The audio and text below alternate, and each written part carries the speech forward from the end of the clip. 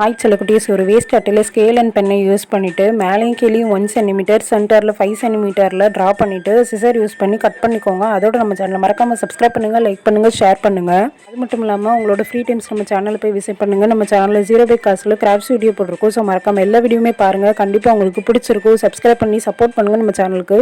Cut பண்ணதுக்கப்புறம் fold பண்ணிக்கோங்க. தீப்பெட்டியின் கடைசி தீக்குச்சியை பற்ற வைப்பதில் உள்ள கவனம் முதல் தீக்குச்சிகளே வந்துவிட்டால் வாழ்க்கையில் எளிதில் ஜெயித்து விடலாம்னு சொல்லிட்டு அந்த 2 தீக்குச்சியை வந்து பேஸ்ட் பண்ணிவிட்டு சென்டரில் ஹார்ட் ட்ரா பண்ணிக்கிட்டேன்.